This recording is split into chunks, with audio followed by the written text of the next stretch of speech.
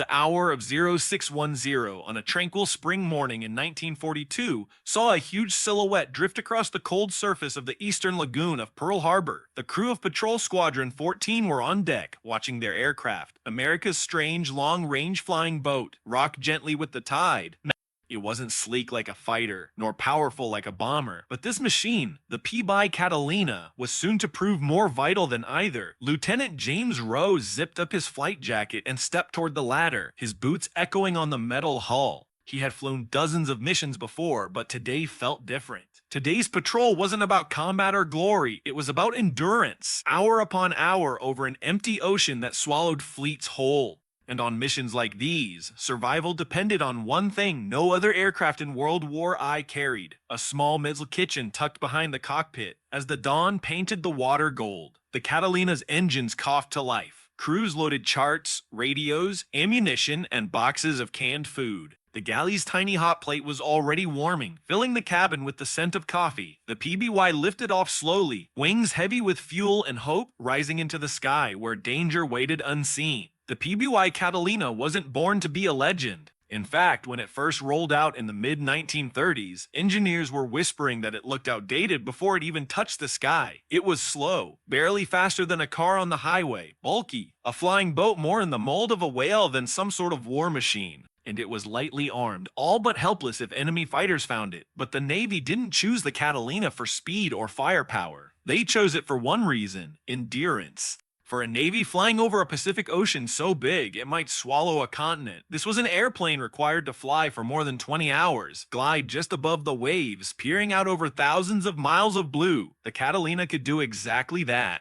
Because its crews lived inside it for whole days, the designers added something no one expected on a wartime aircraft: a miniature galley with a hot plate, water heater, and storage for food. This tiny kitchen wasn't luxury, it was survival. Long missions meant fatigue, cold, hunger, and isolation. A cup of hot coffee or a warm can of stew could keep a crew alert when exhaustion threatened to take lives. The Catalina wasn't glamorous, but it was precisely what the war needed. 30 minutes into the flight, the Catalina settled into its slow, steady rhythm of engines humming like a heartbeat, horizons stretching endlessly in every direction. Deep inside the fuselage, past the radio station and the navigator's table, sat the most unusual feature on any American aircraft of World War II, a tiny metal kitchen no bigger than a suitcase. It had one purpose: keep the crew alive. The galley had a single hot plate, a small water boiler, and scant shelf space for canned rations. Still, to a crew facing 20 hours of monotony, turbulence, and cold ocean air leaking through the hull seams,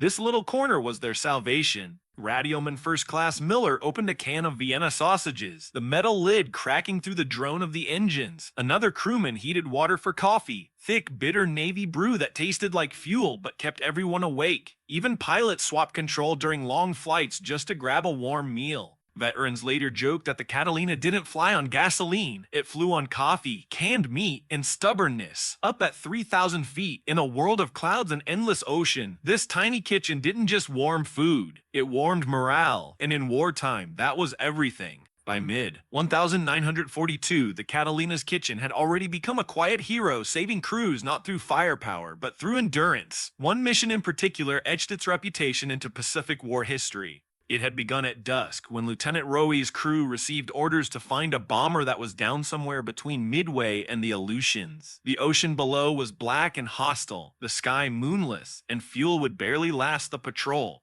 For 12 hours they searched empty waves, eyes burning, stomachs tight with fatigue and fear. Hour 13 came, and the navigator almost collapsed with lack of sleep. The Catalina's engines hummed, the cold crept into their bones, and doubt crept. And what if the bomber crew was already gone?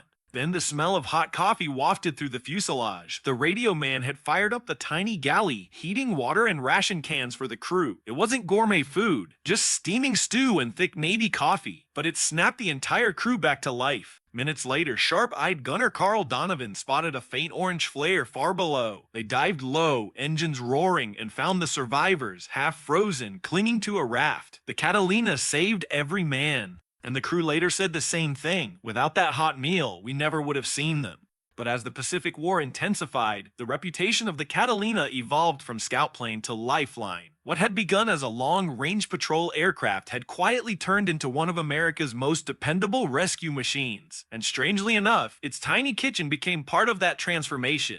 Catalinas were often the first to reach crash sites, downed bombers, shot up fighters, and lifeboats drifting for days under the ruthless sun. When a Catalina splashed down beside survivors, the rescue wasn't just physical. Cold, soaked half, starved airmen were pulled aboard and wrapped in blankets as their bodies shivered from shock. That's when the galley came to life. Crewmen would fire up the hot plate, warming water for coffee or heating a can of soup. Veterans remembered collapsing into the hull, hands shaking, sipping on something warm for the first time in days. It wasn't much, but it was the moment they realized they were going to live. One such operation in 1943 saw a Catalina crew rescue 8 sailors from a capsized destroyer. The flight engineer kept coffee hot during the whole return flight, turning the galley into a makeshift treatment station that kept the wounded conscious. These flying boats weren't just finding men, they were bringing them back to life. By late 1942, the war in the Pacific had settled into a new, terrifying rhythm. Night. Japanese ships used the darkness as their shield, racing supplies down the Tokyo Express while American forces slept in trenches and foxholes. The Navy needed eyes in the dark. They needed something that could fly low, fly long, and fly unseen. They needed the Catalina. The squadrons began painting their slow-flying boats matte black, every inch wings to hull to insignia, so the aircraft would disappear into the night sky.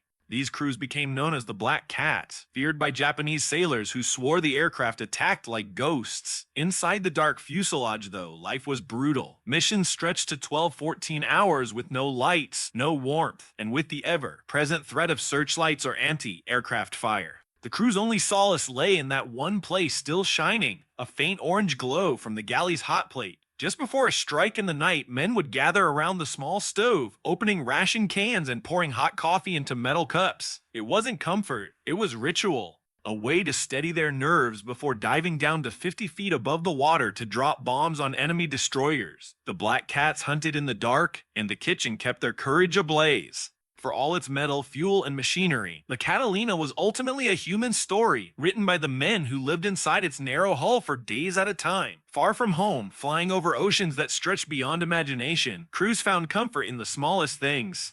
And nothing symbolized that better than the little galley tucked behind the navigator's table. In letters home, pilots seldom described combat. Instead, they talked about the taste of hot coffee at 3 a.m., or how heating a can of beans felt like a luxury in the middle of a storm.